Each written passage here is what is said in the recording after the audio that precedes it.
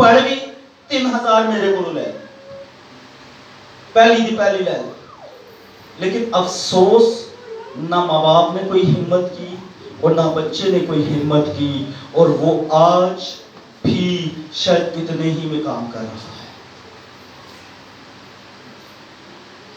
میں نے کہا یہ بہت ہمارے ساتھ یہ ابلیس نے وار کیا ہوا ہے۔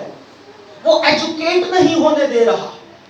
اگر وہ پڑھے گا نہیں تو وہ کلام کو کیسے کھولے گا؟ پھر بہانہ کیا ہوگا؟ اسی نے پڑھا، ہمیں تو کلام پڑھنا نہیں آتا جی۔ اے بچے پڑھ دے رہے نا، وہ کہیں دے سن دے ہی نہیں۔ کیوں سنے وہ آپ کی؟ آپ نے کیا کبھی سنی تھی ماں باپ کی؟ جب وہ آپ پر انویسٹ کرنا چاہ رہے تھے، جب وہ آپ پر زور دے رہے تھے، تو آپ نے اس وقت کئی بار انجانے میں نافرمانیاں کی، تو اب جو بیجا ہے در حقیقت وہی کاٹے گی۔ اس لیے میں نے کہا یہ تعلیم کا فقدان جو ہے ہماری کلیسیا کے اندر، ہمارے مسیحی مذہب کے اندر، میں سمجھتا ہوں ہمارے ساتھ ایک بڑا ظلم ہو رہا ہے۔ لیکن ہمیں ایجوکیٹ کرنا ہے، ایجوکیٹ کرنا ہے، بہت زیادہ ضروری ہے۔ اگر ہم ایجوکیٹ نہیں ہیں تو ہمیں پھر ایون کہ بائبل کی تعلیم کو سمجھنے میں بھی مشکل ہوگی۔ اب اکنون لفظ ہے، اکنون لفظ سے کتنے لوگ واقف ہیں؟ کتنے لوگ سمجھتے ہیں اکنون لفظ کا معنی کیا ہے؟ ہاتھ صرف دکھا دیں۔ اکنون لفظ اردو کا لفظ ہے اکنون، خود دیکھیں اس کی وجہ کیا ہے۔ یہ لفظ زیادہ بولا نہیں جاتا، لیکن کچھ ہمارے شاید ساتھ یہ بات ہے، ہم کسی وجہ سے، ملک حالات کی وجہ سے، گھریلو حالات کی وجہ سے، یا کسی وجہ سے ہم شاید اس لیول پر نہ خود گئے ہیں۔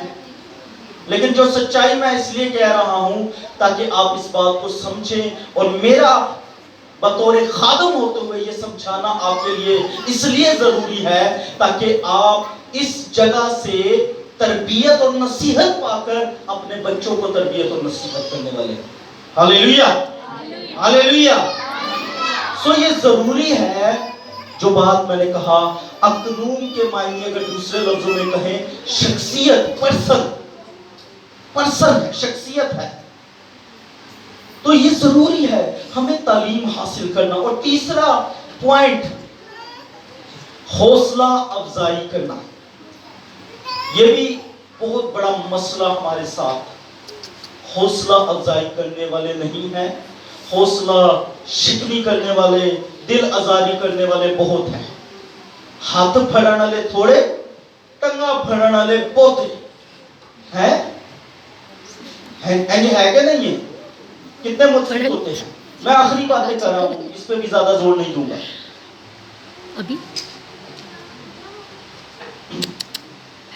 ہم حوصلہ افزائی نہیں کرنے والے۔ حوصلہ افزائی اپنے بچوں کی کریں۔ اگر کوئی اور کلیسیا کا بچہ ہے، کوئی اور ایسا شخص ہے، شخصیت ہے، اس کی بھی حوصلہ افزائی کریں، تاکہ وہ کیا ہے، وہ کسی مقام پر پہنچے، وہ کسی لیول پر پہنچے۔ یہ حوصلہ افزائی سے ہے، اس کو ڈیگریڈ کرنے سے نہیں ہے کہ تیرے کلو تے فلانے دا منڈا چھکا ہے، اونے ویکھ ہے کیتا، اس نے جو کیا اس کی اپنی محنت اور لگن ہے۔ لیکن آپ اپنے بچے کو ایسا ٹرین کرے کہ وہ شاید اس سے بھی اوپر جائے۔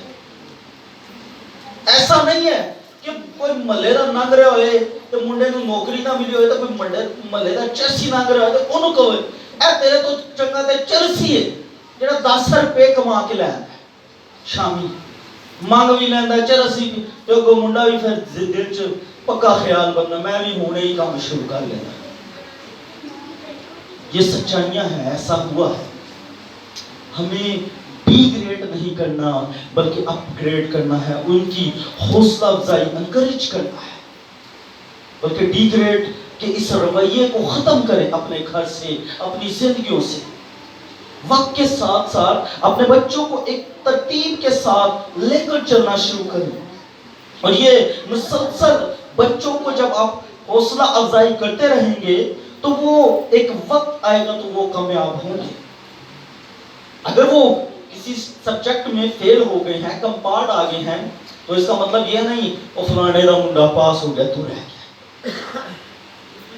ایسی بھی رویہ نہ ہو, بلکہ اس کو اس طرح سے سمجھائیں, کہیں کوئی بات نہیں بیٹا, نیکسٹ محنت کرنا, تھوڑا دل لگانا, آپ پاس ہو جاؤ. آپ کے لیے خدا اچھا پلان رکھتا ہے, آپ پاس ہو جاؤ گے, آپ کو مل جائے گی, نو جاب مل جائے گی, آپ کے لیے ہوگا. آپ اپنے منہ سے جو نکالیں گے وہی ہوگا. میں ایک آپ کو سول ہاسپٹل کا ایک جرمن واقعہ اس کے ساتھ کا تھوڑا ملتا جلتا ہے سناتا ہوں, پھر میں میسج کو کلوز کر رہا ہوں. سول ہاسپٹل میں ایک لڑکی پوری جلی ہوئی آئی.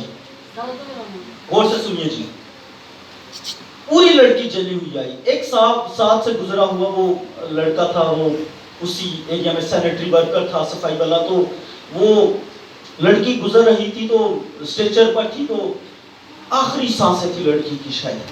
تو اس کے پاس سے گزرا تو کہتا ہے اس کو, لڑکی کو, وہ کام کیا کر رہا ہے, سسٹم کیا ہے, کہہ کیا رہا ہے کہ بھئی اگر تو ٹھیک ہو جائے نا تو میں تیرے ساتھ شادی کر لوں گا. اب وہ جا رہی ہے, اس کو کہہ کیا رہا ہے. اب وہ تھوڑی آگے گئی, اس کی جان چلی گئی. انہوں نے وہ مردہ خانے میں رکھا اس لڑکی کو کچھ دیر. یہ پھر وہاں گیا, وہاں سے بھاگتا بھاگتا ڈرتا ہوا واپس آ گیا. یہ جنون ایک واقعہ ہے یہاں سول ہاسپٹل کا. ڈرتا ڈرتا بھاگتا بھاگتا واپس آ گیا. پھر جی کیا ہوا جی, تھوڑی دیر کسی درخت کے نیچے بیٹھا, وہیں شاید الٹا سیدھا ہونا شروع ہو گیا. جب بات کی ساری تحقیق ہوئی, سمجھ آئی, تو نتیجے میں کیا بات نکلی کہ وہ لڑکا جو تھا اسی لڑکی کی بدرو سے پوزیسڈ ہو گیا تھا, اس کی بدرو میں گرفتار ہو گیا تھا. اب بتانے کا مقصد یہ ہے, ہمارے الفاظ قوت رکھتے ہیں. اس نے کہا تو ٹھیک ہو جائے میں شادی کر لوں گا, وہ مر گئی, وہ دی روح آ گئی. اب مے بی وہ آلریڈی پوزیسڈ ہو, مے بی وہ لڑکی ہو سکتا ہے آلریڈی بدرو گرفتار ہو, وہ اس کی وہ ساری چیزیں اس پر آ گئی اور وہ سب کچھ اس کے ساتھ ہونا شروع ہو گیا. اس لیے جو آپ بول رہی ہیں اپنے لیے, اپنے بچوں کے لیے, یاد رکھیں کہ وہ اثر رکھتا ہے. اگر آپ اپنے بچوں پر ہر سکھ برکت چاہیں گے, وہ سارا دن برکت میں گزاریں گے. اگر آپ ان پر لعنت چاہیں گے, انہیں برا بھلا کہیں گے, وہ اسی برائی میں, اسی لعنت میں بڑھتے چلے جائیں گے. اس لیے حوصلہ افزائی کرنا سیکھیں. حوصلہ افزائی بہت زیادہ ضروری ہے. اور یہ جو جوان ہیں یہ بہت بڑے پلرز ہیں ہمارے. جب موسیٰ جنگ کر رہا تھا, اسرائیلی قوم جنگ کر رہی تھی, اور موسیٰ نے اپنے ہاتھ اٹھائے ہوئے تھے فلسطینیوں کے خلاف, امالیکیوں کے خلاف, اور وہ ایسے ہاتھ اٹھائے ہوئے تھا, دعا کر رہا تھا, ہاتھ اٹھائے ہوئے تھا,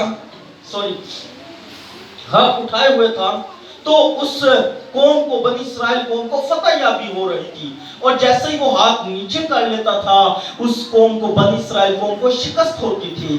اس وقت موسیٰ نے 2 نوجوانوں کو اپنے پاس بلایا, 2 جوان مردوں کو اپنے پاس بلایا, اور ان دونوں جوانوں نے موسیٰ کے ہاتھ اٹھائے. ہاللیلویہ. یاد رکھیں, جوان اس طرح کلیسیا کے اندر, خدا کے کام کے اندر پلر ہیں کہ وہ بزرگ خادموں کے ساتھ ہاتھ اٹھانے والے ہیں. ہاللیلویہ.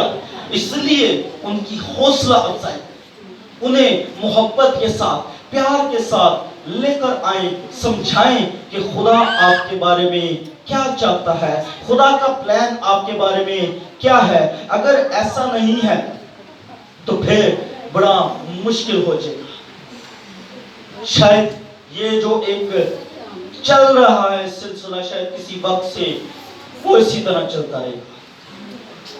لیکن اگر آپ چاہتے ہیں آپ کے گھر میں چینجنگ ہو, تو آپ جتنے بیٹھے ہیں آپ کے لیے بھی یہی ضروری ہے, اپنے گھر میں اپنے بچوں سے شروع کرنا شروع کر دیں. باہر مت جائیں, پہلے اپنے گھر ہی میں اپنے بچوں سے شروع کر دیں.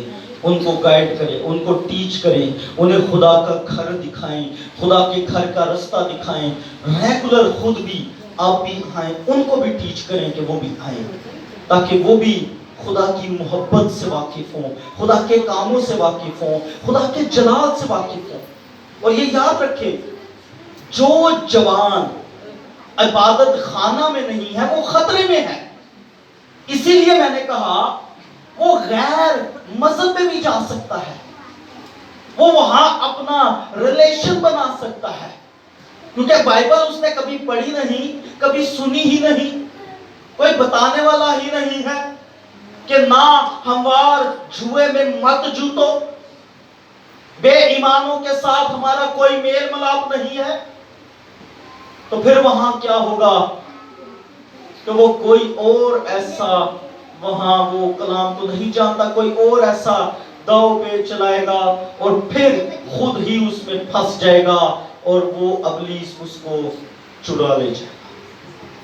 اس لیے خود ہوشیار ہوں, بیدار ہوں اور کلام مقدس کے مطابق خدا کے حضور اس کی راہوں کو پہچاننا شروع کریں. آئیں اپنے سروں کو جھکائیں, اپنی آنکھوں کو بند کریں اور خدا کے سامنے نہایت عاجزی کے ساتھ جھک کر ہم خداوند کی تعظیم کریں.